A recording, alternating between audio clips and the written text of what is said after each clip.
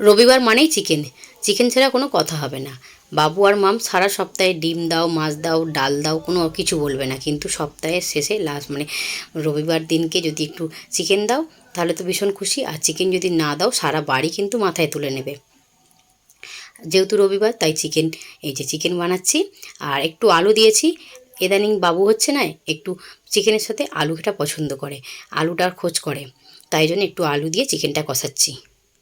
মামসোনা জিরা রাইস, পোলাও, এই দুটো খাবার খেতে কিন্তু ভীষণই ভালোবাসে, তাই ভাবলাম আজকে চিকেনের সাথে একটু পোলাও বানাই।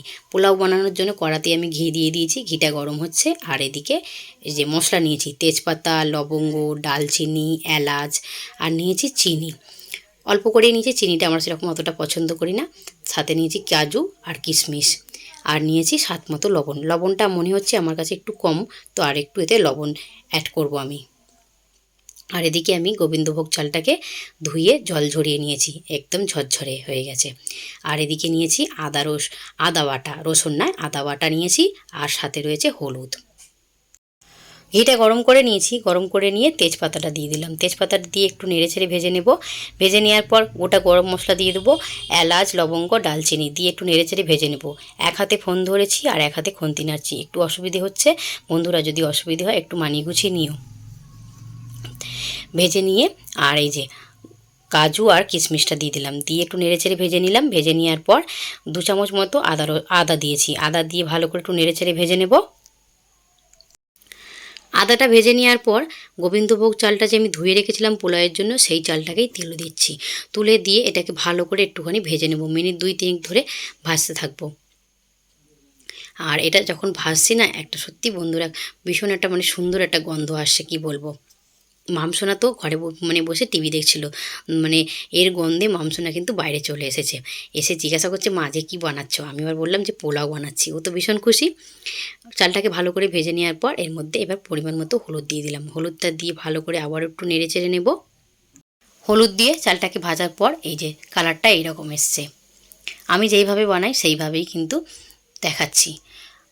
চাল নিয়েছিলাম 1 বাটি, আর 2 বাটি জল লাগবে। 1 বাটি জল আমি এই যে গরম করেছি, আর 1 বাটি জল আমি গরম করে নেব। এটার মধ্যে গরম জল দিতে হবে, ঠান্ডা জল দিলে না একটু বেশি সেদ্ধ হয়ে যাবে, জলটা গরম হয়ে উঠবে তারপর ফুটবে, তাই না।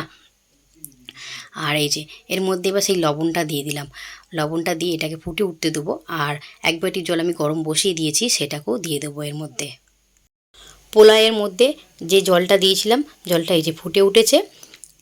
আর এর মধ্যে এবার চিনিটা দিয়ে দেবো, চিনিটা আমি অল্প করেই দিয়েছি, আমাদের সেরকম অতটা চিনিটা পছন্দ করি না, তাই জন্য মিষ্টিটা খাবারের মধ্যে, তাই জন্যে আমরা চিনিটা একটু কমই ব্যবহার করি। চিনিটা দিয়ে এই যে একটু নেড়ে ছেড়ে দিলাম, নেড়ে ছেড়ে দিয়ে গ্যাসে এটা ঢেকে দেবো।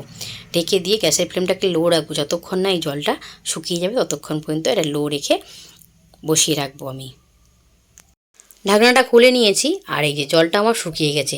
পোলাও বানানোর সময় এটা মাথায় রাখতে হবে, যতটা চাল নেবো ততটা তার ডবল কিন্তু জল নিতে হবে। গ্যাসটা আমি অফ করে দিয়েছি, অফ করে দিয়ে এই যে একটু হালকা হাতে একটু নেড়ে চেড়ে দিয়ে আমি এটাকে আবার ঢেকে প্রায় 20 মিনিট মতো রেখে দেব।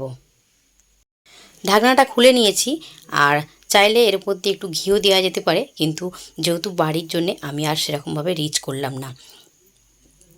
একটু হালকা করে নেড়ে নিচ্ছি, এখনও গরম রয়েছে, এটা ঠান্ডা হয়ে গেলে কিন্তু একদম ঝরঝরে হয়ে যাবে। বেলাও হয়ে গেছে, এবার খাবারটা বাড়তে হবে। থালাটা সাজিয়ে নিয়েছি, এদিকে নিয়েছি 1 বাটি পোলাও, সাথে চিকেন কষা, আর স্যালাডে রয়েছে শসা, সাথে 1 গ্লাস জল। চলো বন্ধুরা খাওয়াটা শেষ করি, আর আজকে খেতে খেতেই বিদায় নিচ্ছি। সকলেই ভালো থাকবেন, সুস্থ থাকবেন, সাবধানে থাকবেন। আমার ব্লগটা যদি আপনাদের ভালো লেগে থাকে একটা লাইক দিয়ে পাশে থাকবেন।